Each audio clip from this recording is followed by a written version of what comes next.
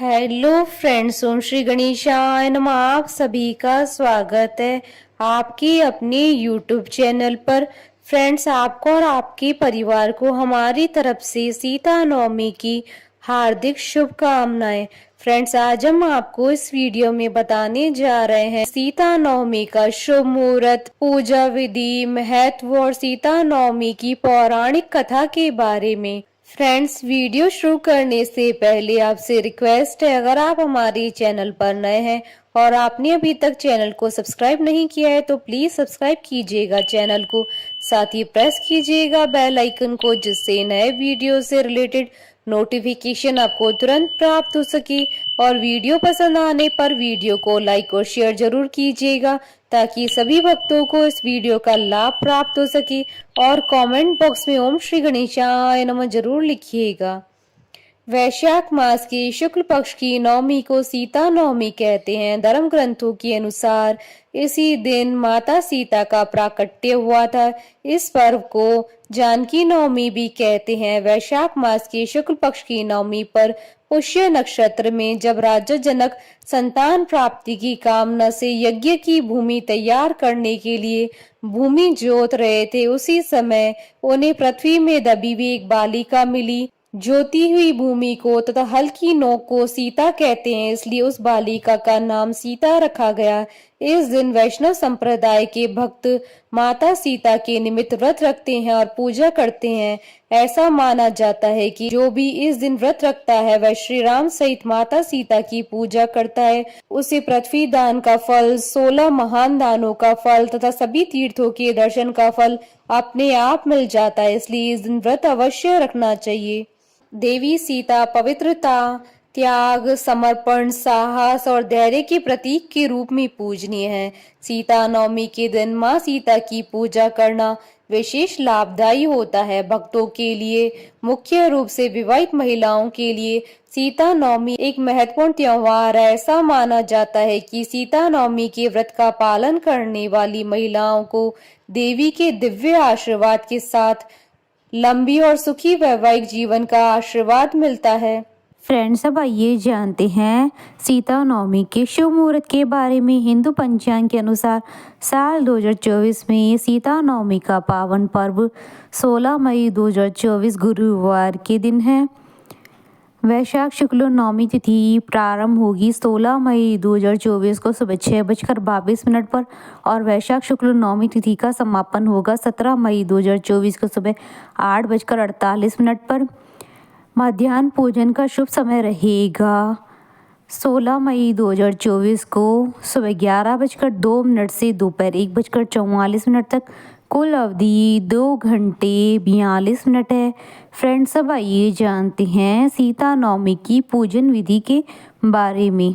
सीता नवमी के दिन उपवास रखकर भगवान श्री राम और माता सीता जी का विशेष पूजन किया जाता है। ऐसी मान्यता है कि इस दिन व्रत रखने से व्रती को पृथ्वी दान करने के बराबर पुण्य फल मिलता है। सीता नवमी को महिलाएं अपनी पति की लंबी आयु और अपने अखंड सौभाग्य की कामना और कुंवारी कन्या योग्य जीवन साथी की कामना से व्रत रखकर माता सीता व राम जी का विधिवत 16 प्रकार की सामग्रियों से पूजन करें।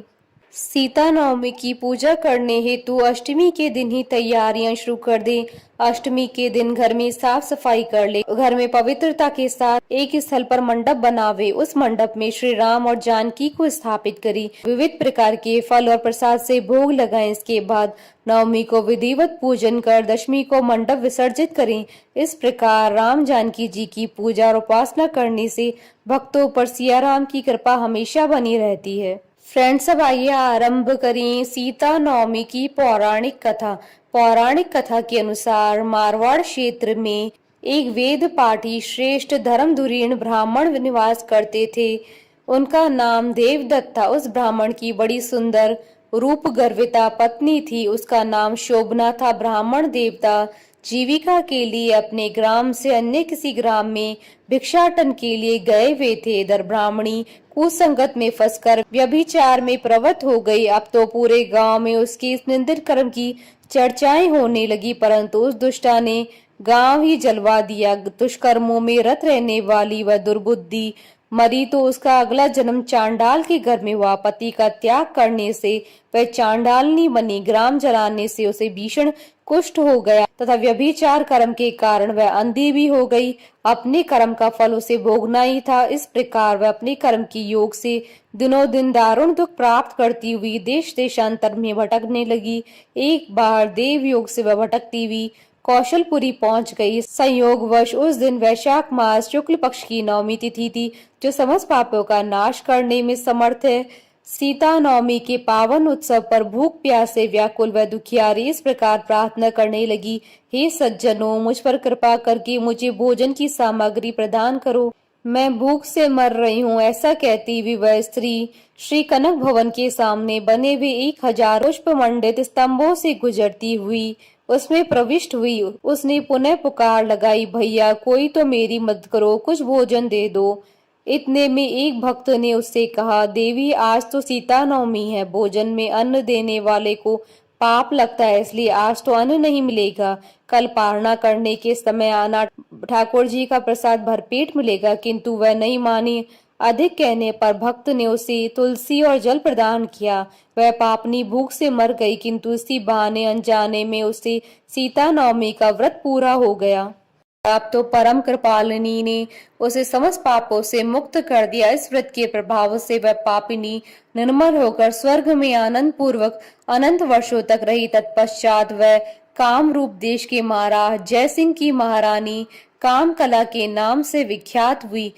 जाति सम्राट उस महान साध्वी ने अपने स्वराज्य में अनेक देवालय बनवाए, जिसमें जानकी रघुनाथ की प्रतिष्ठा करवाई। अतः सीता नवमी पर जो श्रद्धालु माता जानकी का पूजन अर्चन करते हैं, उन्हें सभी प्रकार के सुख सौभाग्य प्राप्त होते हैं। इस दिन जानकी स्तोत्र, रामचरितमानस आदि का पाठ करने से मनुष्य के सभी कष्ट दूर हो जाते हैं। बोलिए माता सीता की जय, बोलिए सिया रामचंद्र जी की जय। हमारे साथ इस वीडियो में अंत तक बने रहने के लिए आपका धन्यवाद। ओम श्री गणेशाय नमः।